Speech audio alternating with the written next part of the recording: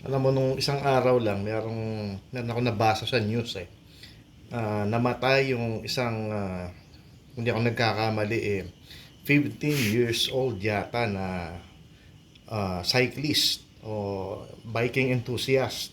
Kasi habang nagbabike siya, kumalas itong sintas o tali ng sapatos niya, ng rubber shoes niya. Tapos pumunta dun sa rayos ng gulong, sumemplang siya, sumalpok yung ulo niya sa kalye. So namatay siya. Ngayon, tuturo ko sa inyo yung technique.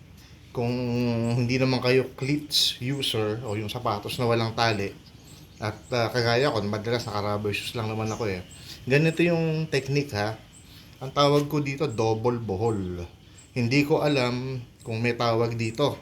Basta ang tawag ko lang double buhol. So ulit ha, tali mo, yung classic na pagtatali ng sapatos. Di ba? Ganyan ang ginagawa natin eh. Yan ang normal. Yan, ganyan. Pero sa double buhol, ganito. So, gawin mo pa rin yung normal na way ng pagtatali ng sapatos. Pero pagdating dito, na ibubuhol mo uli, square knot yan eh.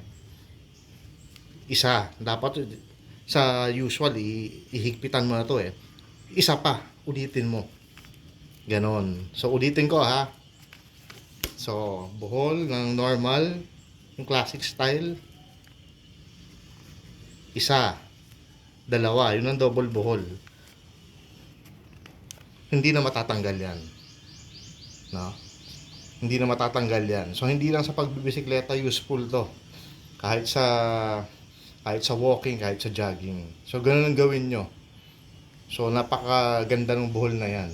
Never ito na kapag ganito yung ginawa kong pagbubuhol sa rubber shoes, never na natanggalan ako ng sintas o lumawag yung tali ng sapatos ko.